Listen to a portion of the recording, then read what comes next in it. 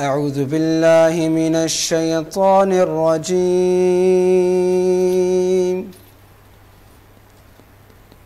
بسم الله الرحمن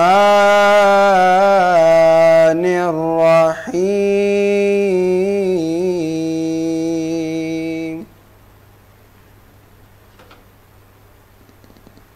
والضحى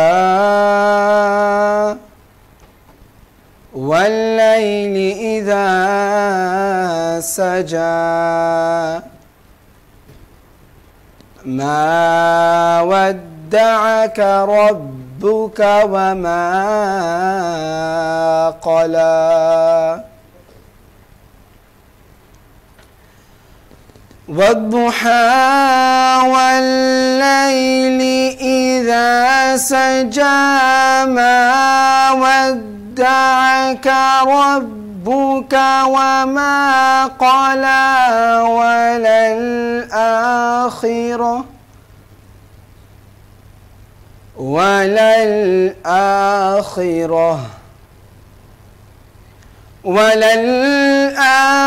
وللآخرة خير لك من الأولى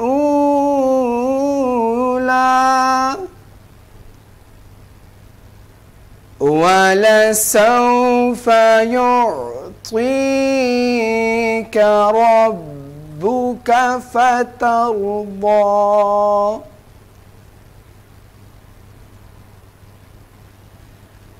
ألم يجدك يتيما فآوى ووجدك ضالا فهدى ووجدك عائلا فأغنى. فأما اليتيم فلا تقهر وأما السائل فلا تنهر وأما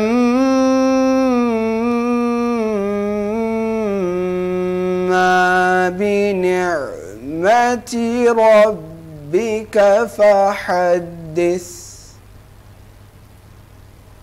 وأما بنعمة ربك فحدث. الله أكبر. अल्लाहु अकबर वलिल्लाहिल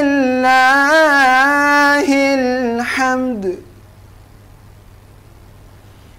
बिस्मिल्लाहिर्रहमानिर्रहीम। इन्ना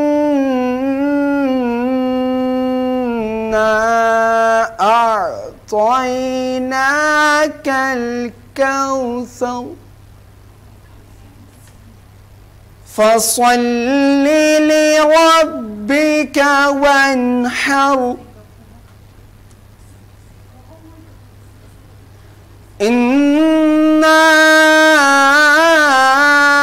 अअतैनाकल कौसर फसल्लि लिरब्बिक वन्हर। बिस्मिल्लाहिर्रहमानिर्रहीम। इन्ना अअतैनाकल कौसर फसल्लि लिरब्बिक वन्हर। इन्न शानिअक हुवल अबतर। इन्ना अअतैनाकल कौसर फसल्लि लिरब्बिक वन्हर।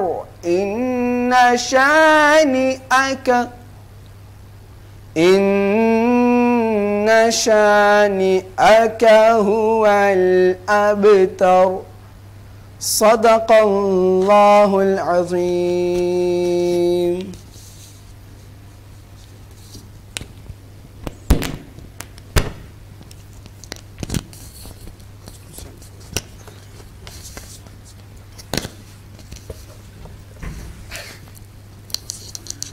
सल्लल्लाहु अलैका या रसूल अल्लाह वसल्लम अलैका या हबीब अल्लाह। सल्लल्लाहु अलैका या रसूल अल्लाह वसल्लम अलैका या हबीब अल्लाह। इस करम का करूं शुक्र कैसे अदा। इस करम का करूं शुक्र कैसे अदा। जो करम मुझ पे मेरे नबी कर दिया। जो करम मुझ पे मेरे नबी कर दिया। मैं सजाता था सरकार की महफिले। मुझको हर गम से रब ने बरी कर दिया। मुझको हर गम से रब ने बरी कर दिया। इस करम का करूं शुक्र कैसे अदा। लम्हा लम्हा है मुझ पर नबी की अता। लम्हा लम्हा है मुझ पर नबी की अता। दोस्तों और मांगो मैं अल्लाह से क्या। दोस्तों और मांगो मैं अल्लाह से क्या। क्या ये कम है कि मेरे खुदा ने मुझे। क्या ये कम है कि मेरे खुदा ने मुझे अपने महबूब का उम्मती कर दिया, अपने महबूब का उम्मती कर दिया। इस करम का करूं शुक्र कैसे अदा। जिक्र सरकार की है बड़ी बरकतें, जिक्र सरकार की है बड़ी बरकतें, मिल गई राहतें अज़मते रिफ़अतें, मिल गई राहतें अज़मते रिफ़अतें। मैं गुनाहगार था बेअमल था मगर, मैं गुनाहगार था बेअमल था मगर, मुस्तफ़ा ने मुझे जन्नती कर दिया, मुस्तफ़ा ने मुझे जन्नती कर दिया। Assalamu alaikum, sheikhs. Just walking up the stairs any second, so I thought, Mother, just prepare your brothers, inshallah.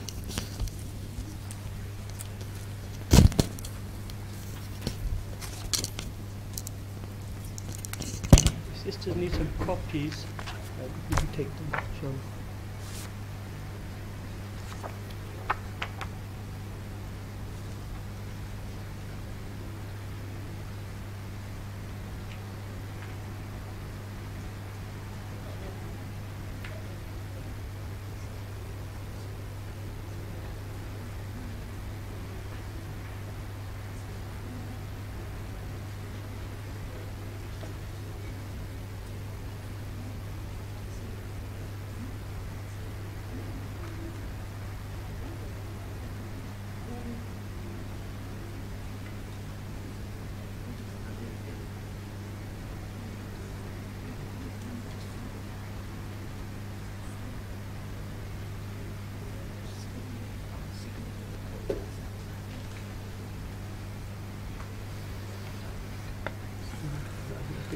Sit down, sit down. We've chosen 9 counts of Allah's mercy, advocacy, zakir, dhikr, sharia, companionship, hidawah, contemplation, dua. And then if you have time, you can just do one for yourself and read the text now. So,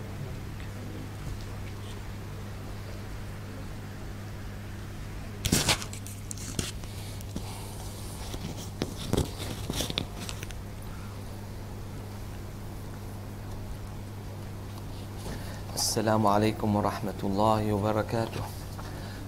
بسم الله الرحمن الرحيم. الحمد لله رب العالمين. الحمد لله حمدا يوافي نعمه ويكافئ مزيده. يا ربنا لك الحمد كما ينبغي لجلال وجهك وعظيم سلطانك. سبحانك لا نحصي ثناء عليك أنت كما أثنيت على نفسك. نستغفرك ونتوب إليك، وأفضل الصلاة وأتم التسليم على سيدنا محمد الصادق الأمين المبعوث رحمة للعالمين وعلى آله وصحبه أجمعين. اللهم لا سهل إلا ما جعلته سهلا، وأنت تجعل الحزن إذا شئت سهلا. اللهم انفعنا بما علمتنا وعلمنا ما ينفعنا وزدنا علما وفقهنا إذا علمتنا. أما بعد, dear brothers and sisters, we have some titles here, taken from the textbook, of Ayyuha al-Walad. Inshallah, I'll try to speak about them. Anyone wants to have expansion in certain area or have any question or doubt about any certain point, he may or she may write it down. Inshallah, I'll try to find a time, toward the end, to answer this question. The first one speak about the mercy of Allah subhanahu wa ta'ala.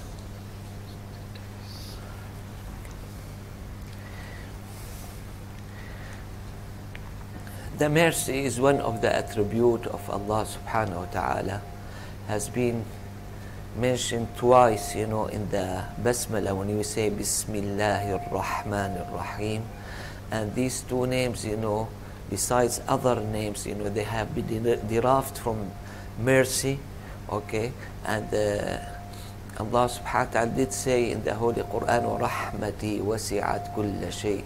That means the mercy of Allah subhanahu wa ta'ala contain everything, And what's mentioned in the Hadith Qudsi, رَحْمَتِي تَسْبِقُ غَضَبِي, or رَحْمَتِي تَغْضِبُ غَضَبِي, will come at first before the anger of Allah subhanahu wa ta'ala, or which will be more dominant than the anger of Allah subhanahu wa ta'ala.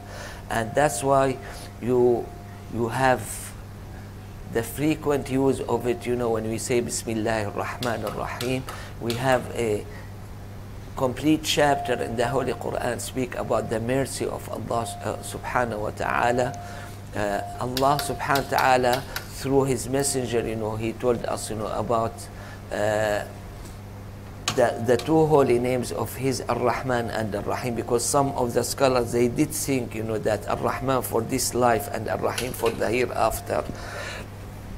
But in this particular dua, you are going to find Rahman ad-dunya wal-akhirati wa rahimahuma. That means you have application to both of them, in this life and in the hereafter. Okay. The holy name Ar-Rahman has been mentioned in a pattern, in the Holy Quran, that not as other holy names, of Allah subhanahu wa ta'ala. The other names, they may be mentioned only or frequently, towards the end, of the verses, of the Holy Quran. You expect to have two of the holy names, of Allah subhanahu wa ta'ala. Whereas the holy name Ar-Rahman was not used in the end, except in two verses, وَإِلَهُكُمْ إِلَهٌ وَاحِدٌ لَا إِلَهَ إِلَّا هُوَ الرَّحْمَنُ الرَّحِيمُ, and in تنزيل حاميم تنزيل من الرحمن الرحيم. You may add to them in Surah Al-Fatiha, it was used Ar-Rahman Ar-Rahim. Okay, but generally speaking, the holy name Ar-Rahman is going to be used as substitute or change or of the holy name Allah. And you have specific surah, they have this substitute, like Surah Maryam, like Surah Al-Furqan, like Surah Al-Mulk. Okay, you are going to find that such a name, took the place, or of the holy name Allah. Okay, and in the last two verses, the last verse, of Surah Al-Isra, Allah subhanahu wa ta'ala say, قُلِ ادْعُوا اللَّهَ, or not the last verse, the verse before the last one, قُلِ ادْعُوا اللَّهَ أَوْ ادْعُوا الرَّحْمَنَ أَيًّمَّا تَدْعُوا فَلَهُ الْأَسْمَاءُ الْحُسْنَى. Okay, you may supplicate to Allah by the holy name Allah or by the holy name Ar-Rahman. And that's why I go, and this is the understanding of many other, they are scholar, I'm not scholar, okay, that the holy name Ar-Rahman is a collective name for all attributes of Allah subhanahu that we know. We are not going will not speak about that we don't know. It's a collective name of the whole attributes and all holy names that we know about Allah subhanahu wa ta'ala. And that's why you have it in certain areas, as a substitute of the holy name Allah. Why? Because Allah subhanahu wa ta'ala, we are not going to know Him subhanahu wa ta'ala for Himself, which is impossible for us to understand or contain this in our mind. Okay, we are going to understand Allah subhanahu wa ta'ala through His attributes, holy names and actions, and all of these matters, you have the share from the holy name Ar-Rahman that may mean in many areas, that exactly the same about the attributes, about the holy names and about the action. So in summary, if you want to have pure clarification, of the holy name Ar-Rahman, in my view, the best definition of it, is going to be Surah Ar-Rahman.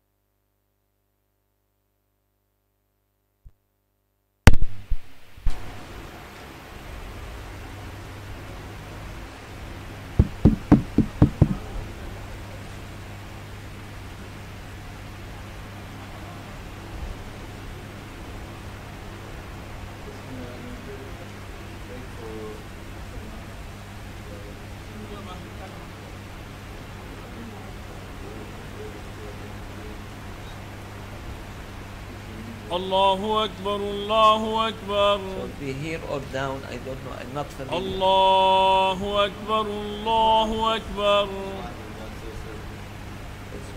أشهد أن لا إله إلا الله أشهد أن لا إله إلا الله أشهد أن محمدا رسول الله أشهد أن محمدا رسول الله حي على الصلاة حي على الصلاة حي على الفلاح حي على الفلاح الله أكبر الله أكبر لا إله إلا الله.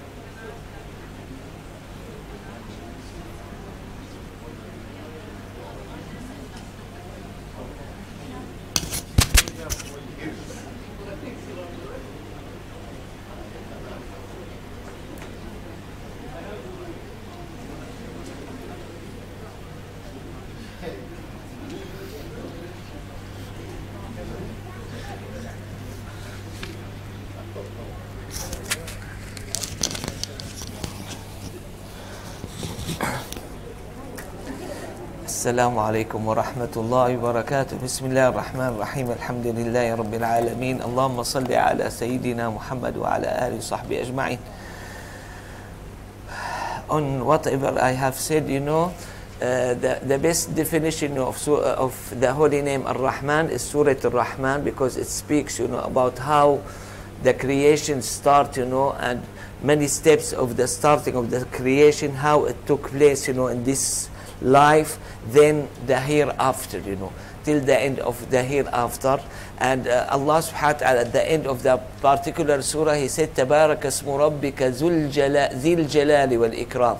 That means, this is the way is speaking about the holy name Ar-Rahman, and it has the two components. It has the Jalali portion of it, and it has the Jamali portion of it. That's why they said, the scholars, of knowledge, that Allah subhanahu wa ta'ala never manifested, for any of His creation in the absolute Jalal. Okay, He may manifest with the absolute Jamal, but with absolute Jalal never happen, because this is out of the capacity of anyone. You may have Jalal, but it has mixture with Jamal, with Rahmah, and that's why He subhanahu wa ta'ala, He said, وَرَحْمَتِ تَسْبِقُ غَضَبِي أَوْ تَغْلِبُ غَضَبِي.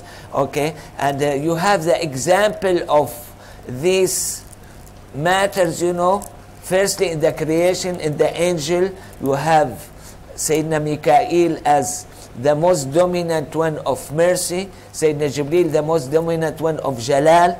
Okay, you have the mixture there in Sayyidina Israfil, according to some scholars. Okay, in the prophets, again, you have the same thing. The example was given by the Prophet ﷺ that Sayyidina Isa and Sayyidina Ibrahim of the mercy. Okay, Sayyidina Nuh and Sayyidina Musa of Jalal, and the mixture of them, you are going to find them in the personality of Sayyidina Muhammad sallallahu alaihi wasallam. In his companion, same thing, you are going to have the mercy is most in Sayyidina Abu Bakr, and the Jalal is most in Sayyidina Umar ibn al-Khattab. Okay, even in the verses of the Quran, you are going to find some Jalali and some merciful, verses there, and this is even the Hadith Nabawi Sharif, as Imam Nawawi did in Riyadh al-Salihin, he put a chapter, which contains plenty of ahadith, about mercy, about raja, about hope in Allah subhanahu wa ta'ala, and he put another pile, of ahadith about jalali, or to be fearful of Allah subhanahu wa ta'ala. And this should be the case in everyone, we should have the two components together, This is maybe when you take it to the practice of the humankind, is going to be translated as hope and fear. Okay, you should have a balanced way between hope and fear. Okay, whenever anyone see himself, deviated toward hope more, he should recite and he should read more about the verses and the hadith speaking about fear, to have some fear of Allah subhanahu wa ta'ala. The one who is quite fearful of Allah subhanahu wa ta'ala, he should have it in the opposite way. He should recite many of these verses, and this has been mentioned even by Sayyidina Abu Bakr as-Siddiq when he was about to die and deliver his khilafah to Sayyidina Umar al-Khattab. He said, أَلَمْ تَرَ أَنَّ اللَّهَ قَرَنَ آيَةَ الرَّحْمَةِ بِآيَةِ الْعَذَابِ لِيَكُونَ الْعَبْدُ رَاغِبًا رَاهِبًا. That means Allah subhanahu wa ta'ala joined them together, the merciful verse with the fearful verse, He joined them together subhanahu wa ta'ala to make everyone, hopeful and fearful at the same time, And when you have the massive deviation toward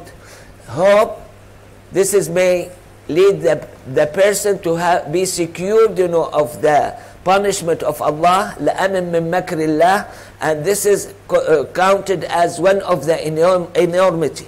On the other hand, when you have that other extreme, which is to be quite fearful, this may lead to be despaired, of the mercy of Allah subhanahu wa ta'ala, or to be unexpecting, the relief from Allah subhanahu wa ta'ala. And this is another extreme. And these two, they were counted as another enormity, or another two enormities. When Sayyidina Ibn Abbas, he counted the enormities, in one of his hadiths, he makes them four, to subscribe a partner with Allah subhanahu wa ta'ala, and to have the security from the punishment from Allah subhanahu wa ta'ala, and to be despaired of the mercy of Allah subhanahu wa ta'ala, and to not expect, the relief from Allah subhanahu wa ta'ala.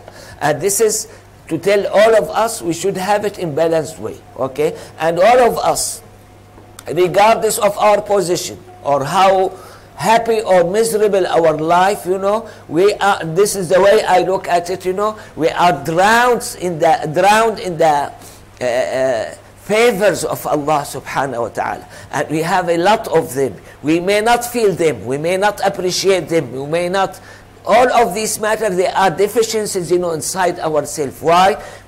The main problem, as the Prophet ﷺ did say, when you compare yourself to someone who is higher higher than you in the standard of this life, you are going to find yourself you have nothing. You may have the most luxurious car. When you compare it to the one who has two cars, or three, you are going to find yourself you don't have anything, which is completely wrong. So you should to appreciate, to thank Allah subhanahu wa ta'ala for those things. You should look to those who are lower than you in this life. Okay, when your health is not that good, look to these people who are much worse, in their health. When your money or income is not that good, or not that enough for you, look for these people who have lower income, And I don't know how to address it, but I feel the Prophet ﷺ in these matters, he was about the lowest, when he has. They used to have 2 meals, When he have 1 meal, he will not have the another one. Okay, in the same day, 1 meal per day. And then when he according to Sayyidah Aisha, he passed away, without filling his belly or stomach, with the bread done by barley, barley. Okay, and this. His housing was the same, his clothing and everything, This is not because it's not available for him, as some people may think, No, it was quite available, And he has Jafnet Sayyidina Sa'ad ibn Ubad, a very large dish, Every morning is going to come to him, This may contain a camel, completely, okay? But when you read about the Prophet, he was not as such, And this is to tell us, whatever we are in, physically or life-wise, we are going to be much better than the setting that we read about the Prophet ﷺ. To be honest with you, this is my experience, When I read this chapter in Riyadh al-Salihin, I feel myself completely down, okay? I'm not sheikh, I am not anything, when you see how was the life of the Prophet ﷺ. I'm sorry, I'm going to tell you, every time, I tell myself, listen, you should have it every 2 months or 3 months, you should read this chapter, just to renew your information. I'm sorry to tell you, I don't do it. Okay? So here, really, when I have this experience, whenever I have it, I think I had it 3 times, in the past or whatever, you are going to find yourself, way down, in that scale. Why? Because you are given in this life much more than the Prophet ﷺ. He was much more thankful to Allah than us. His name is Ahmad. Okay, Ahmad, the most one praising Allah subhanahu wa ta'ala. This one of the name, meaning or no of the name Ahmad. The most one praising Allah subhanahu wa ta'ala. Okay, and none at all, in his life that he accused Allah subhanahu wa ta'ala. We hear the negative, quotation or the negative comment, from some people sometimes, what I'm trying to say, all of us, without exception, we should upgrade our look to Allah subhanahu wa ta'ala. We should have full confidence in Allah subhanahu wa ta'ala, and this part of the mercy of Allah subhanahu wa ta'ala. This was what was I was about to speak up, about that. You have the common mercy. Inshallah is going to, and that's what has been described in the Holy Quran, is going to reach everyone. Okay, but you have special mercy. Okay, and this is special mercy. You should look for it. You should look forward, to have some part of it, Namely, one of the example, the Prophet ﷺ said, "Innama ana rahmatun muhda." Okay, I'm a mercy from Allah subhanahu wa ta'ala, like a gift given to you. Okay, do you observe that everyone, is going to get benefit, of this mercy or this gift, given from Allah? Allah subhanahu wa ta'ala did say, وَمَا أَرْسَلْنَاكَ إِلَّا كَافَّةً لِلنَّاسِ بَشِيرًا وَنَذِيرًا. What? وَلَكِنَّ أَكْثَرَ النَّاسِ لَا يَعْلَمُونَ. We did not send you for anyone except for the whole nation, the whole humankind. But most of the people, they don't know. What does it mean, Most of the people, they don't know. That means they don't have they did not share the expected mercy, or portion of mercy that they should take from that. So here we should be specialized, and in these matters. And in the same verse that I have spoken about, رحمتي وسعت كل شيء فسأكتبها للذين يتقون يؤتون الزكاة والذين هم بآياتنا يؤمنون. Allah subhanahu wa ta'ala did make it as a must, for certain type of people, not for everyone. For those who pay their zakah, those who recite our verses, those who are believer in us. Then in the second verse, after it, those who follow the Prophet, the illiterate Prophet, Sayyidina Muhammad sallallahu alaihi wasallam, and he gave certain description to him sallallahu alaihi wasallam. All of these matters to tell you that even though you have publicized, you have heard that Allah subhanahu wa ta'ala publicized the mercy, but we should look for the special portion of it, Okay, the Prophet ﷺ was quite clever, and clear in it, in this matter. That's why when we waste our time, when we have good thought, when we have high expectation about someone, or something, this is going by one way or another to take us away from the expectation of the mercy of Allah subhanahu wa ta'ala, from our confidence in Allah subhanahu wa ta'ala. And this is by itself, it's a problem. When Allah subhanahu wa ta'ala spoke about the awliya, what did he say? لا خوف عليهم ولا هم يحزنون. They are not scared from the future. They are not sad, about the past. In my view, in my understanding, these are the happiest, in our life, We think that those who have money, they are the happiest, or those who have this or that, or high education or high degree or whatever. No, these are the happiest. Why? Because Allah subhanahu wa ta'ala did mention that they don't have any fear or sadness. Okay? And I think this is the expectation for all humankind, when they are free of sadness or free of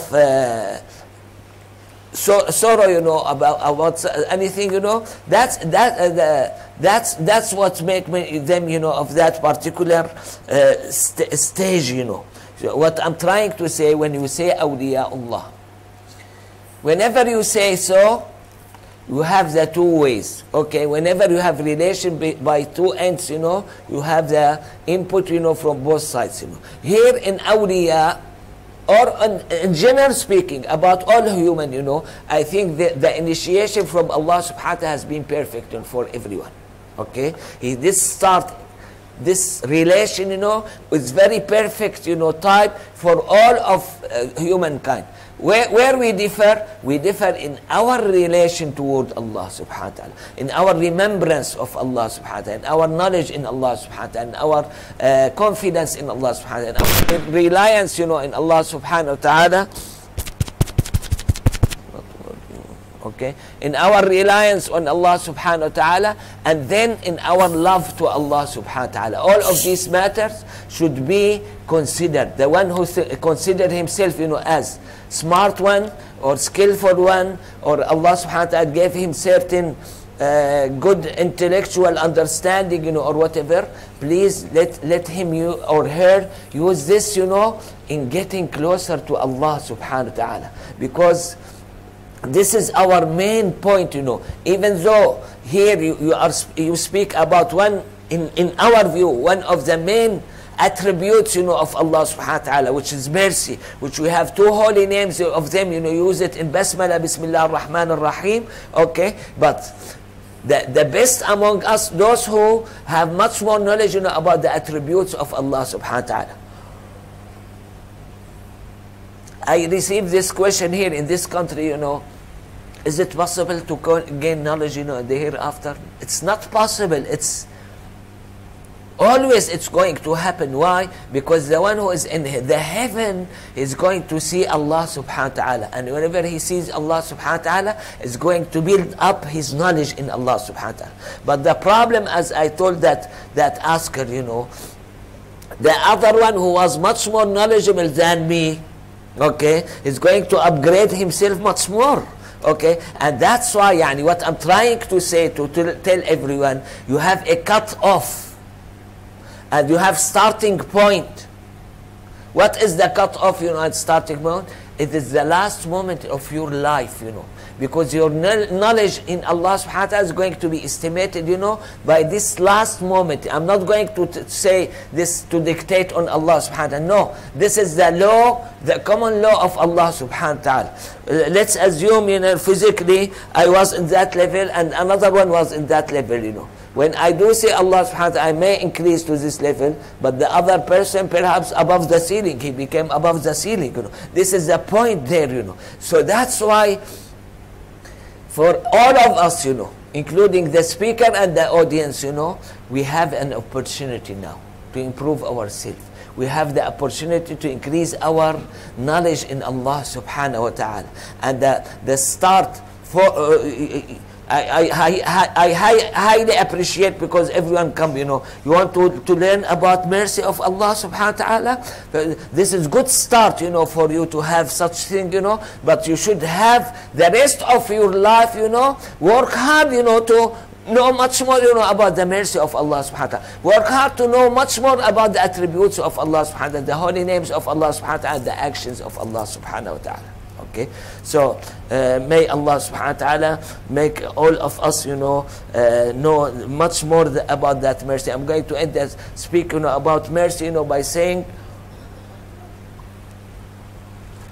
as long as you get more closer to Allah subhanahu wa ta'ala, you are going to be much more knowledgeable, about the mercy of Allah subhanahu wa ta'ala. This, I may not imagine it, but this happened to Sayyidina Ibrahim. Who is Sayyidina Ibrahim? Sayyidina Ibrahim, one of the highly chosen person, by Allah subhanahu wa ta'ala, narrated in Bukhari that he's going to meet with his father, in the hereafter. Start blaming his father, and the father is going to tell him, whatever you tell me to do nowadays, I'm going to do it. And what the answer of Sayyidina Ibrahim, that great person, he'll tell him, hold me very well, and I'm going to try to pass the sirat with you, to the heaven, Any person, myself or the other, how come you are going to do so, You have all these texts, against it or whatever. In my answer to such a question, that Sayyidina Ibrahim is much more knowledgeable, about the mercy of Allah subhanahu wa ta'ala than ourselves. That's why he's going to have this try. For sure, the rest of the hadith that is going to fail, to have it, work for him, but at least out of his knowledge, in the mercy of Allah subhanahu wa ta'ala, he's going to try it, not as a fun, not as a joke, not as a something to overrule what Allah subhanahu wa ta'ala wants.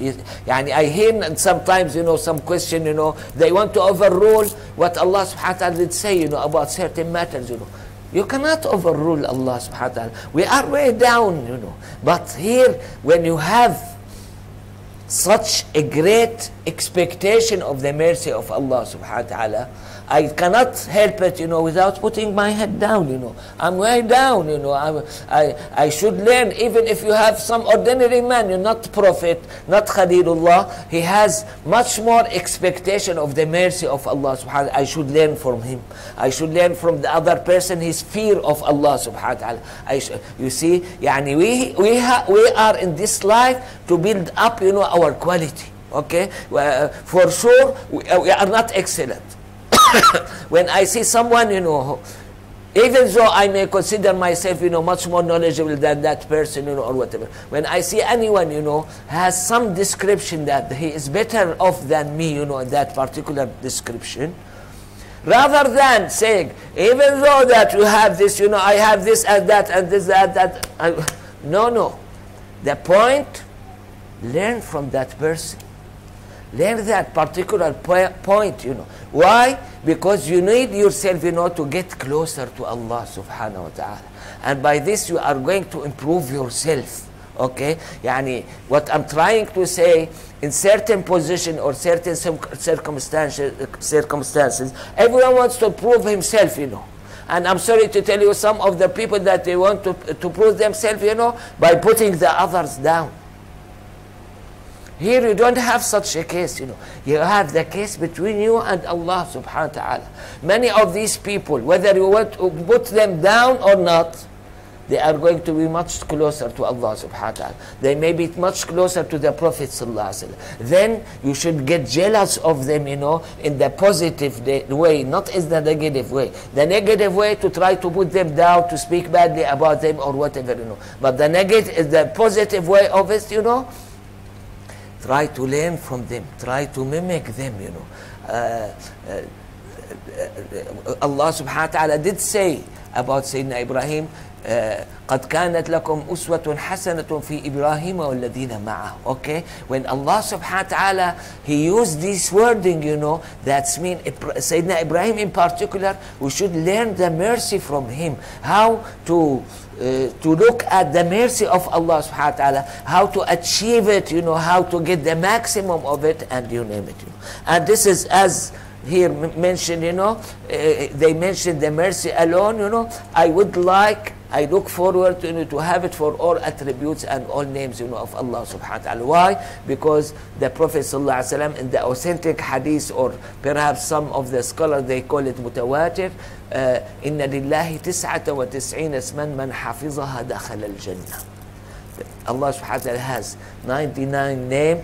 The one who, let's have the simplest explanation of it, the one who memorized them, then the one who try to understand them more, then the one who try to behave according to them or to apply them to his life, دخل الجنة. Allah, the Prophet ﷺ did guarantee for him that he is going to enter the paradise.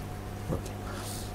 If you have any question, the speaking about mercy of Allah subhanahu wa ta'ala for sure is going to take much longer time, but let's stop here, and move to another point, If anyone has any question, let him write it down. Okay. Then we speak about hypocrisy.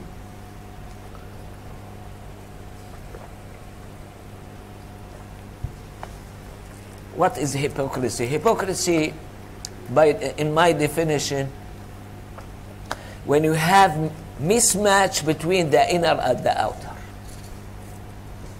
Okay? The most perfect, excellent matching was in the Prophet ﷺ. Because when his wife, and when I said his wife, it means a lot for me, because this is a person who stayed with the Prophet ﷺ for a long time, When she was asked for the description of the Prophet ﷺ, did not give long list, What did she say? She said, كَانَ سِرُّهُ وَعَلَانِيَّتُهُ سَوَاءً. Okay, that's mean he was from the inner and the outer, he was the same, sallallahu alaihi wasallam. Then she was afraid that she may uncover some secret, of the Prophet sallallahu alaihi wasallam. She asked him, he was still alive, sallallahu alaihi wasallam, and he approved what she had said. Okay, so here, our model in this hypocrisy, to work against it, you know, not to have it, you know, is our Prophet sallallahu alaihi wasallam, because he has the complete match between his inner and his outer. Some of us, they have problem with their outer. They have very clean, peaceful, you know, inner, you know, but they have problem in their outer. Here, they don't match the Prophet sallallahu alaihi wasallam, because the Prophet sallallahu alaihi wasallam was great in his outer. That was quite excellent, you know, in practicing the commands of Allah subhanahu wa ta'ala, and get away. He was the most far one, you know, from the prohibited matters, you know, instructed by Allah subhanahu wa ta'ala. Then, even for nafilah, the Prophet ﷺ was in certain position, you know, he was too hesitant, you know, to let people, you know about his nawafil and whatever, you know. Why? Because he doesn't want his nation, you know, out of his mercy, you know, to have a lot of burden, you know, there. That's why he tried to make it in a secret way, in a hidden way, will not let anyone, you know about it, you know. Whereas for the fara'id, and he will say, sallallahu alaihi wasallam, he did say, sallu kama ra'aytumuni usalli, pray the way I have prayed, you know. Khuzu anni manasikakum, okay? Yani here for me, I feel the difference between those obligations, you know, and I mean by obligation to do or not to do, which include the prohibited matters, you know, and you have the nafilah. Again here in nafilah, I mean to do or not to do, which include the disliked or the highly recommended one, okay? So here, the Prophet ﷺ, the first one, he tried to cut them down, to make them the least. As all of your people, you know, familiar, you know, how he cut down, you know, the number of prayer from 50 to 5. Number, not reward. The reward stayed as 50, okay, but the number was cut down, you know, from 50 to 5, you know. I think I may not have pure or clear evidence about it. I feel that all of the obligation and all of the prohibited matters, the Prophet ﷺ did work hard to make them the least. Whereas for nafilah, he has massive opening there, you know. He doesn't want anyone to know about him, you know, or to have certain rule, you know, in that regard, you know. That's why we read in Sahih Muslim that when the Prophet ﷺ was asked, you know, about his fasting, he got angry. Why did he get angry, you know? Because he doesn't want anyone to consider what he has done, sallallahu alaihi wasallam. This is too dear to us, you know, but he doesn't want anyone to consider what he has done, sallallahu alaihi wasallam, as a must, you know, and everyone should do it. You got this point? So here, even though the Prophet sallallahu alaihi wasallam, when he has this great verse, you know, لِيَغْفِرَ لَكَ اللَّهُ مَا تَقَدَّمَ مِنْ ذَنْبِكَ وَمَا تَأَخَّرَ, I look at it, you know, if this happened to me or some person like me, you know, what is going to do? He's going to have good time, you know, he's going to relax, you know, and put his legs up, you know, or whatever. What did the Prophet ﷺ do when he had this, you know? He spent the whole night, you know, praying to Allah subhanahu wa ta'ala till his holy feet became swollen, you know, in the morning, you know. And this is, you have the narration not only by his wife, Sayyidah Aisha, you have it by Sayyidina al-Mughira ibn Shu'bah, and you have another companion that I forgot his name, okay, yani, which in my view it means that it become publicly, you know, well known for everyone that the Prophet ﷺ's holy feet, they became swollen of night prayer, you know, after this revelation of that particular verse, you know. So what I'm trying to say here, he was quite excellent from the outer, okay, yani even Allah subhanahu wa ta'ala gave him this secure verse, you know, for us, which according to the long hadith of, you know, of intercession, it sounded as if none at all was given this security from Allah subhanahu wa ta'ala except the Prophet sallallahu alaihi wasallam. Yet, okay, yet he has very excellent way, you know, of practicing his fara'id and his nawafil. And when the Prophet, someone will tell you, I pray 5 times, you know, a day, what should I do more? The Prophet ﷺ highlighted 3 points, you know, take care of them, you know. he said khushu'uha, ruku'uha, sujuduha. Okay, khushu', that's mean to be humble, you know, in your heart, you know, when you pray to Allah subhanahu wa ta'ala. Not to be that proud, you know, I'm praying, you know, I am good man, I'm religious. No, you should put your head down, astaghfirullah. When you finish your prayer, say astaghfirullah wa atubu ilayh. Why? Because this doesn't fit, you know, what Allah subhanahu wa ta'ala deserves in this matter, you know. Okay, this is khushu', humbleness, you know. Then ruku'. I brought the whole story for ruku'. Why? Because I have never heard, you know, I have never observed anyone, you know, has the long ruku' that the Prophet ﷺ used to have. Okay? The Prophet ﷺ used to have very long ruku' that is equal of recitation of Surah Al-Baqarah. What I have read, what I have heard, what I have observed, you know, all of them, you know, I haven't seen anyone, you know, in such a description. Okay? And all of these matter, I brought them, you know, to tell you that he was quite excellent, sallallahu alaihi wasallam. Abi Ummi was quite excellent from his outer. Okay? So, don't listen to the one who say, I'm quite peaceful, I'm quite this, I'm quite that, you know. Okay.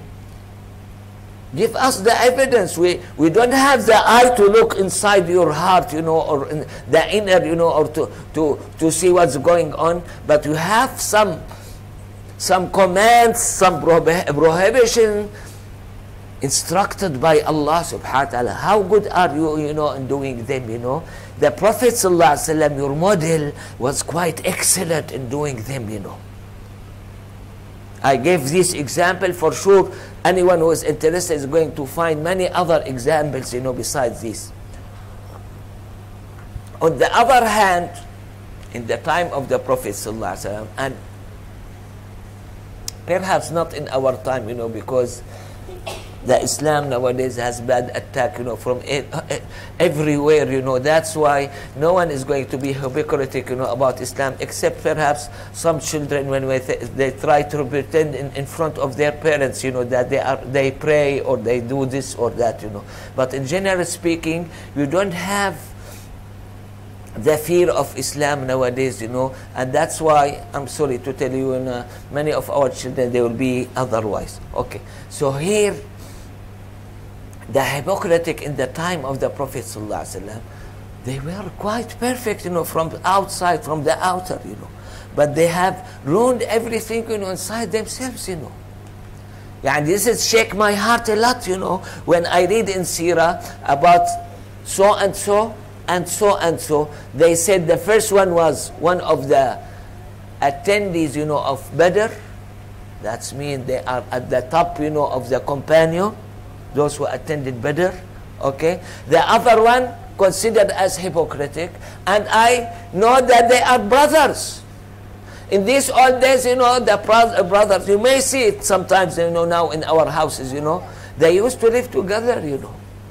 They eat from same dish, you know, they sleep in same house. They go to prayer behind the Prophet ﷺ together. They attend all activities, you know, Muslim activities together, you know. One is at the top, and the other one is way down, okay? And they are brothers.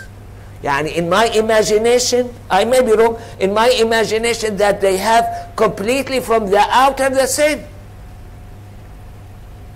I don't know anything, you know, about the inner, but Allah subhanahu wa ta'ala knows the best, you know, about the inner, you know. And that's why Allah subhanahu wa ta'ala uncovered for even some person, you know, some humankind, that one was hypocritic.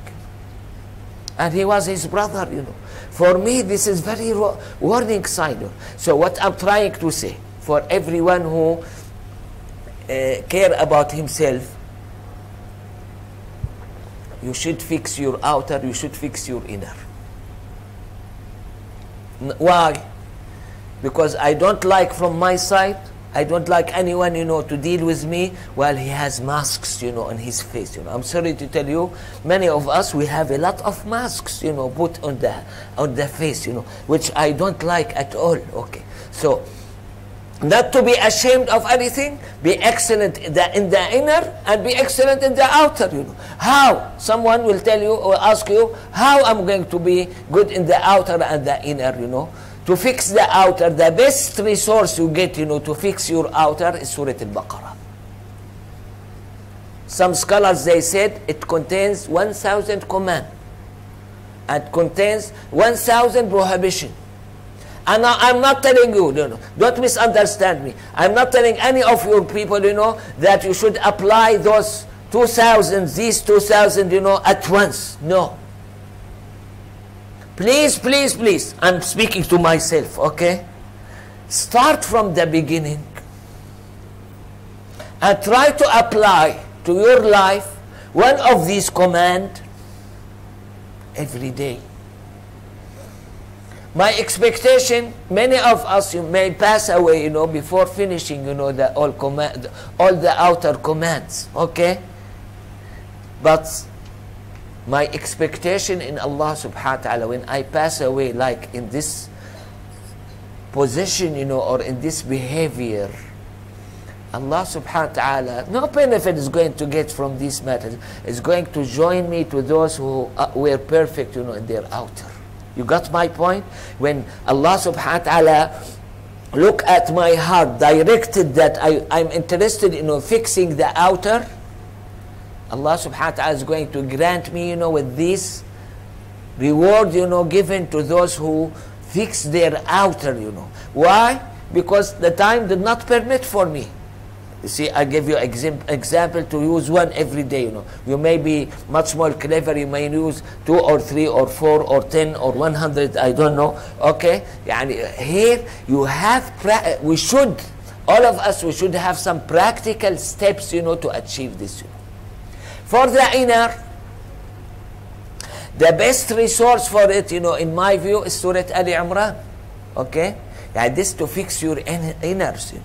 As you have good and bad characters, you know, from the tongue or from the eyes or the hearing, again you have some good and bad characters, you know, of the heart, okay? A person who I refer, yani it's simple, you know, for me, you know, it maybe it's not covering all the subject, you know. There's a scholar called Ibn Juzay. His book speak about fiqh, you know, al-qawani al-fiqhiyya. At the end of his book, you know, he put a section, you know, to speak about good characters of the heart. He mentioned, I think, 20 of them, you know, and to speak about bad characters, you know, of the heart, and he mentioned 20. I'm not telling you this is the whole story. Let's start with this, you know. Let's start with fixing our heart. Either if we are highly sophisticated to learn from Surah Ali Imran, or if we are less sophisticated to try to learn from such a person, you know. Then I think in 2004, you know, here in Oxford, I gave in halaqa session, you know, a book, you know, in English, translated to English was, the title of it, Purification of the Heart. Speak about many of those good and bad, you know, characters of the heart, called purification of the heart. For me, this is very great, you know. You are going to get a great information there, you know. This is not enough. As I said, you should fix your outer and inner. Don't be hypocritic, okay? Be yourself. When you have something bad, let it be shown, you know, on yourself, you know. But you don't behave, you know, badly, you know, toward the other. This is another story, okay? Yani you have some persons, you know, whenever they are happy or sad, it's going to be shown in their face, you know. They cannot help it, you know. Okay, well, how come, you know, you are unhappy today, or you are happy, or whatever, you know? He cannot help it, you know. The others, they have the full gut, you know, to have this face, you know, like a stone, you know, not moving at all, you know. And he's going to smile at you. He may say good morning, you know. He may receive you very well, you know. But I don't know how secure you are, you know, when you have such a person, you know, have this attitude toward you. So here, I'm not telling you that you are going to be like the Prophet ﷺ in this character, you know, overnight. No. Work hard to get closer to him, sallallahu alaihi wasallam, in these characters, you know. And this is, according to Imam al-Sha'rani, this is one of the main factor that you don't dream about the Prophet sallallahu alaihi wasallam. He mentioned two main factors, you know. One of these factors, the one who doesn't have much, you know, between his outer and inner, and the other factor that he mentioned, the one who loved dunya a lot. These are the two factors were mentioned by Imam al-Sha'rani. In my expectation, you may find others, you may find other reasons, you know, or whatever. We are not going to waste our subject, you know. We are going to concentrate on these two items, because when Imam Sha'rani did mention them, they mean that they are really very important, you know, if you want to build your relation with the Prophet sallallahu alaihi wasallam. What I'm trying to say from the beginning till now, you know, that hypocrisy is condemned by everyone. The most one far of it is the Prophet sallallahu alaihi wasallam, as described by Sayyidina Ibn Salama. We are in a time we may not be as good, you know, as we should be in that matter, you know. And that's why I would like from myself, you know, and from the other, to work hard to get closer to the description of the Prophet sallallahu alaihi wasallam in that particular point. After that, we'll move to actions, you know. 5 minutes, okay.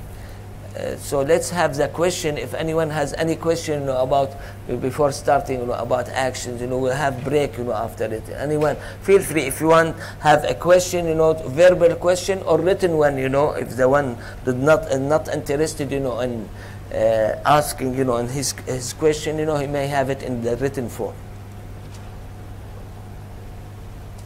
Any question? Yes, go ahead.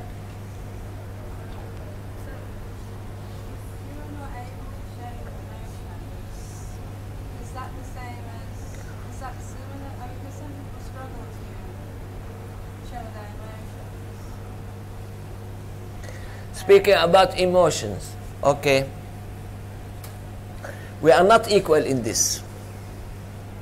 In my view, you may have different opinion. In my view, especially the woman's side, you know, they are much more emotional than the male side, okay? But all of us, males and females, we ran through some training time, you know. I look at Ramadan as training time. Allah subhanahu wa ta'ala wants you to train and to know your capacity, your ability, you know. I may imagine myself, you know, if I'm thirsty, I cannot, you know, stop without drinking, you know. When it comes to Ramadan, you know, I'm going to stay hours and hours, you know, without drinking, you know. Yeah, here I have some control, okay? For other matters, I may not have the same control, you know, of that problem that I figure out that this is a problem, you know. So, let me give this example about anger or temper, you know, when someone has very high temper, you know. Let's put it in physical way, you know. Now I held myself, you know, for 5 minutes before the explosion, okay? Next time, I should have it, let's say, according to certain person, 4 minutes and a half, okay? That, sorry, should be more than this, 5 minutes and a half, you know, okay, to control myself, okay? And this is when I try to do it, you know, for sure I'm going to achieve something, you know. Why I'm telling you about it, you know? Firstly, because the Prophet ﷺ did say, إِنَّمَا الْحِلْمُ بِالتَّحَلُّمِ. What's the meaning of tahallum? That's mean all of us, without exception, we have some characters, you know, which is not available to us, you know. How we are going to, we just surrender and that's it, you know? No, we should work hard. We should train ourselves, you know, to achieve certain portion of it, you know. We may not be as excellent as those who were created, you know, as such, you know, but we should have some achievement there. In the other hadith, the Prophet ﷺ did tell that person who seek his advice, you know, لا تغضب.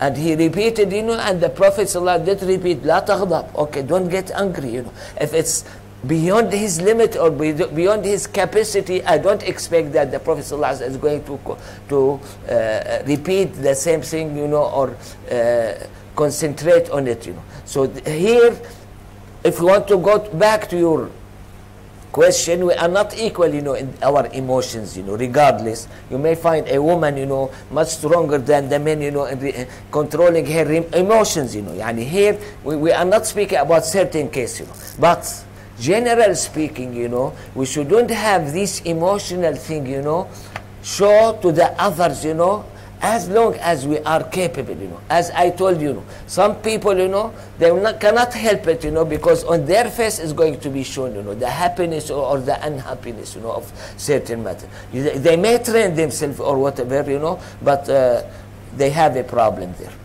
Other question? Yes.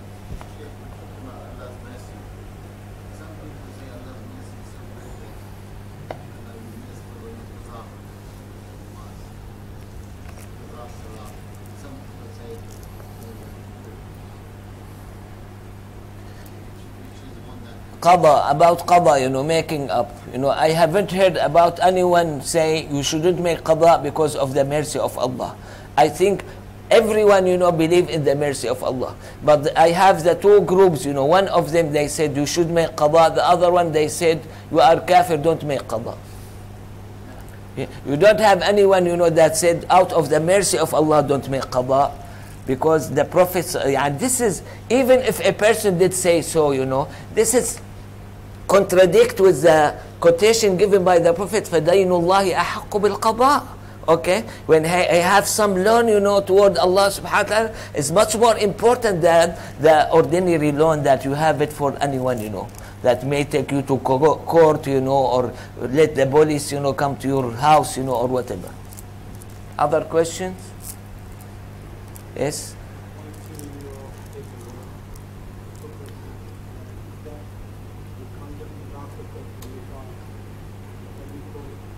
May you make your voice a little bit louder, please?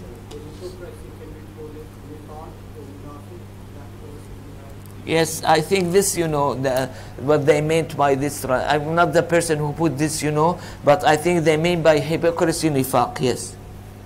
Okay, other questions? Okay, we'll have break, for 5 minutes. 5 minutes, and we'll come back, inshallah.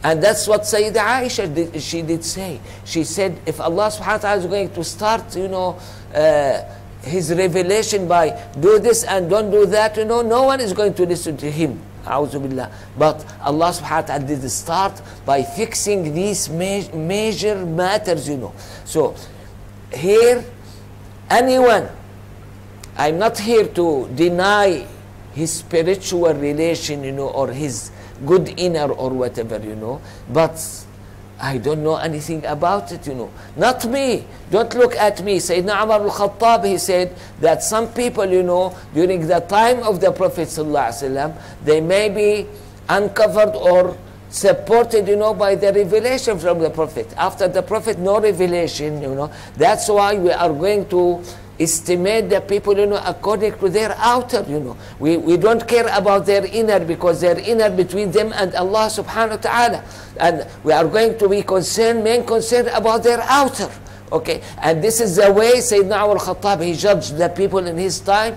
Even in some exceptional way, the Prophet ﷺ, in his time, he did say that when two seek the judgment, or they have some dispute, and they go to the Prophet ﷺ, you may have a person who is much superior in his talk, and his eloquent language, than the other one, and the Prophet ﷺ may give him, the right of his brother, and this is, he did say, this is like a piece of fire. So what we are trying to say, many of the Muslims, some of them, they are really good, They try to concentrate most, in the inner, And here we have a problem. Why? Because this is part of the prophetic tradition. The prophetic tradition was for the inner and the outer.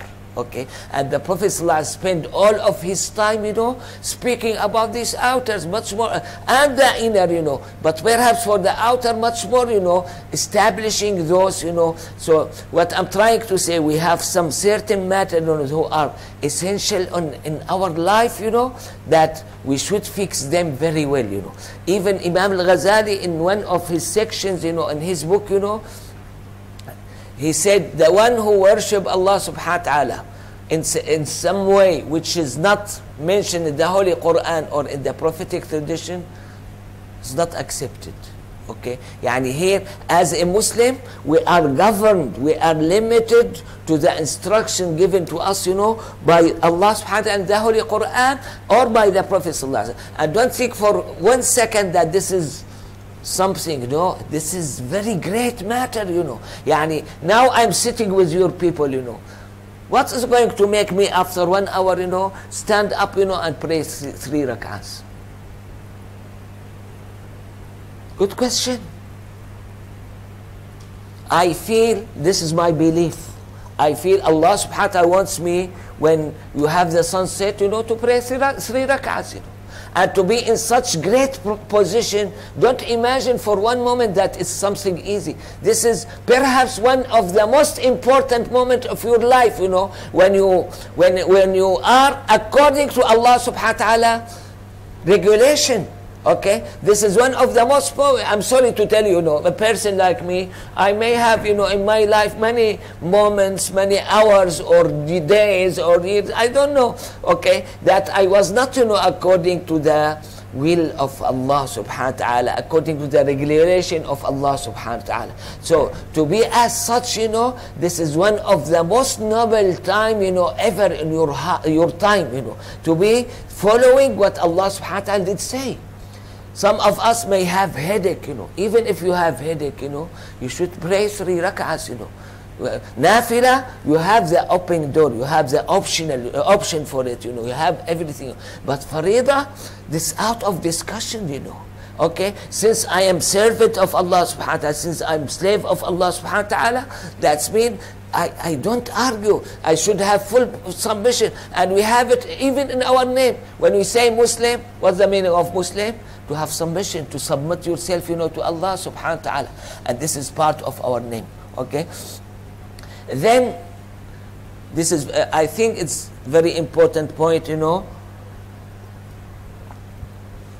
though I don't know how important is it for you, your people, I observe in my life many good persons, you know, I don't put them down. Either they have nice dreams of the Prophet ﷺ, or some of them they do see the Prophet ﷺ physically, you know, in awake state, or whatever, you know, of that regard. Yani what I'm trying to say, they are much higher than me in the spiritual state. But when you look at them, they don't have tarbiyah, okay? They may pray, they may have all of their obligation, you know, but they don't have what is called by the Sufi as suluk. What's the meaning of suluk? The meaning of suluk, all of us, we have a pile of good characters and we have pile of bad characters, you know, okay? Those good characters, you should magnify them, you know, and make them more. And those bad characters, we should either take them away, you know, or have the suitable, you know, way, you know, to escape of them or whatever. And here, as a perfect thing, you know, all of us, we need a sheikh. The sheikh is not only barakah, yani, to give you barakah. No, the sheikh is like a physician, you know, like a doctor, you know. Is going to figure out your diseases, you know, and try to find a treatment for them. Okay? And according to some latest scholar, you know, Sayyidina Abdul Ghani Nabilsi, he said, in each city and in each the time, you should find a person. Okay? If you did not know your sheikh, you know, in that regard, you should beg Allah subhanahu wa ta'ala to let you know about this particular sheikh. And I remember one person, he did tell me, you know, that he was alone at house and an idea passed through his mind. When it finished, you know, the door was knocking there, you know.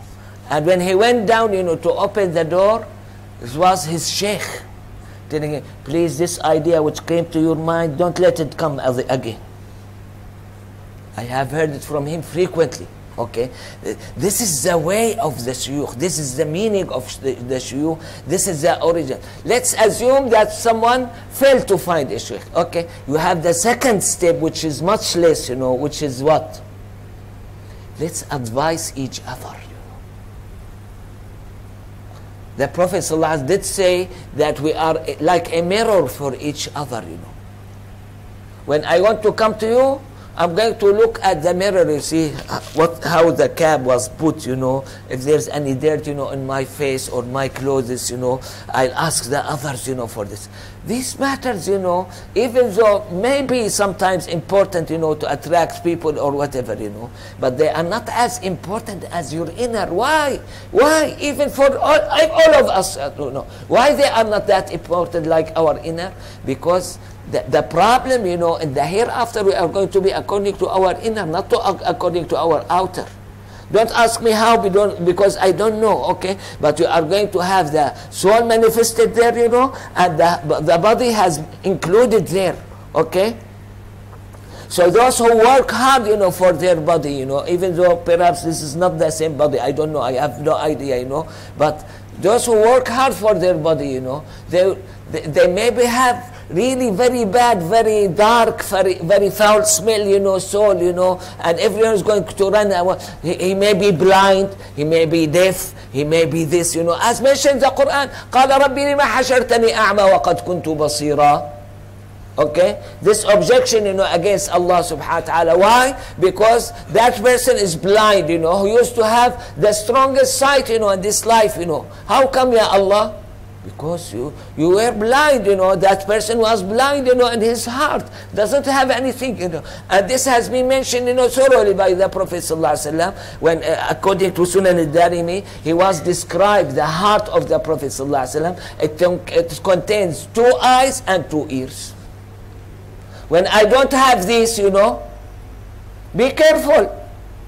May Allah subhanahu wa ta'ala help me, you know, to have these matters. Otherwise, I'm going to be in the hereafter, you know, blind and deaf, you know, and perhaps foul smell and this and that, you know. So here, this matter of suluk, they are going to upgrade what is good, you know, in me, and they are going to take away what is bad, you know, in me. And we need it, you know. Please, please, please advise each other. Say, listen, my friend, what you have done today was really wrong, you know, really bad, you know. So have open chest, you know, to accept the other advice, and have fair look, you know. Don't be unfair. Have a fair look, you know, to criticize or to bring certain negative points, you know, for certain person. I'm going to move to another one. He's mentioned about dhikr. Dhikr comes after takhliya. If you call the previous one takhliya and this is tahliya. Why? Because many of these actions that we quit to do, or the one we achieve in our life, they are enormities. Okay? To quit prayer, this is an enormity. Okay? To have some prohibited, I'm sorry to tell you, you know, in some areas, you know, I have heard, you know, they use the interest, you know, in all of their life, you know. I did meet with that particular, that person, old man, you know. They have very nice mosque, you know, in US, not here. They have very nice mosque, you know. He dreamed that the Prophet ﷺ telling him, take the dust away of that particular mosque. And his interpretation to it, you know, that mosque, you know, it has some interest there, some illegal money. And the Prophet ﷺ asked that old man, you know, take it away from the mosque, take the dust away. Okay, so here, it doesn't make any sense, you know, if I bought a house, too dirty house, you know, and I'm going to bring my furniture and put it there, you know, in the dirt, you know. Here you have the same thing, you know. Before zikr, which is great thing, you know, clean your heart. You should have the zikr, or like a furniture, you know, come in very cleaning area, very clean area, you know. You don't like it for yourself, you know. You don't like it when you are invited to anyone's house, you know, to have the dirt, you know, on the furniture, you know, and elsewhere. But we accept it, you know, for our inner. You shouldn't accept it. Why? Because the one who look at your house and your furniture is humankind, you know, like you. But the one who look at your heart is who? Is Allah. As the Prophet ﷺ did say, إِنَّ اللَّهَ لَا يَنْظُرُ إِلَى صُوَرِكُمْ وَلَا إِلَى أَجْسَامِكُمْ وَلَكِنْ يَنْظُرُ إِلَى قُلُوبِكُمْ وَأَعْمَالِكُمْ. Okay? Yani here, the Prophet ﷺ did highlight in that particular hadith, the inner by naming the hearts, and the outer by naming the deeds, you know, of our. So here, to make zikr, it's very important thing. This zikr is going to start by your tongue. Okay? Those who are successful is going to move from their tongue to their heart. When it moves to their heart, you know, even they may be asleep, you know, or they may be in the sleeping stage, you know, or not feeling well or whatever, their heart keep going on. You got this point, you know? I heard some stories, you know. I heard a story about one Hafiz Quran. While he was sleeping, he recited Surah Yusuf, which is more than 13 pages, you know, in the sleeping state, you know, without any mistake, you know. This is, in my explanation, it's impossible to happen unless you have something come from your tongue to your heart, to recharge it, to make it, you know, going on all the time, you know. I have many other examples, you know. I'm not going to mention them because of short of time. Okay. Then he spoke about Sharia. Sharia, it means the apparent rules, you know, which were given, you know, by the Prophet sallallahu alaihi wasallam. This may not be the concern of any of your people, you know, but I should highlight this point, you know, because many of the Salafi people, they think that Sufi, they are out of the religion completely. They are of different group, from different religious group, you know, or whatever. They don't belong to Islam. Here, Imam al-Ghazali, in this, you see this text, you know, it's a very small one, you know. He highlighted that the Sufi person should fix his Sharia. What does he mean by Sharia? I think the explanation of it is going to be what mentioned that particular hadith in Sahih al-Bukhari. ولا يزال عبدي وما تقرب إلي عبدي بشيء أحب إلي مما افترضته عليه ولا يزال عبدي يتقرب إلي بالنوافل حتى أحبه. يعني you have the two components, you have the component of obligation, and here I think the meaning of obligation, to do or not to do, which include the prohibited matters there, you know. Then you have the nafila, again, to do or not to do. And by this, you know, the sharia is a certain group, you know, of actions, may fit, you know, with the other title here about action, you know, certain group of actions, you know, which came through the Prophet sallallahu alaihi wasallam, either in the Holy Quran or in the prophetic statement, you know. And we should be really sincere and aware, you know, about them, you know. What I observe nowadays, many of the non-Muslim, they are interested in making the Muslim of two types, you know. Either Salafi, that they have those perfect action without spiritual component, or those who have the spiritual component, you know, but they are not good practitioner. Okay? And all of your audience, if you did not take any message from me, please take this message, you know. Both of these looks, you know, I look at them, you know, as deficient. Okay, you should be perfect. How to be perfect? To build up, as I said before, your outer and your inner, you know. All of us, you know, we should build our outer, and don't be extreme. Don't be extremist, you know. This is the extreme thing, you know, to be deviated to one side and ignore the other one. I myself and anyone, you know, else, you know, in this hall, we are of two components. We are of the physical body, this is one unit, and you have the soul there. All of us, we are obliged, you know, to give the need for our body. When I feel hungry, when I feel thirsty, when I feel dirty, and whatever, you know, on this matter, you know, and to give the needs, you know, of my soul. Some of, let's say, many of the non-Muslim and some of the Muslim, they are going to step on their soul. They don't care at all, you know, about it, you know. This is illegal killing, you know, of their soul, you know. And by this, they are going to prevent that soul, you know, of getting its rights, you know. So here, I have certain rights on me toward my body, and I have certain rights on me, you know, toward my soul. Okay, I'll be happy, you know, when I hear the zikr of Allah subhanahu. I'll be happy when you attend a mawlid, you know. All of these matters, you know, they are going to enrich my soul in different way. You got this point, you know. And we are, all of us, you know, we are obliged to have both of them. Whenever you have deviation towards one against the other, you know, you are not holding the Sharia the way it should be held. Move to another point here. Companionship. Okay.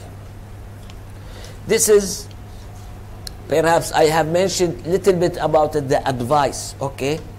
But this has come from the companionship. When you have a companion, you know,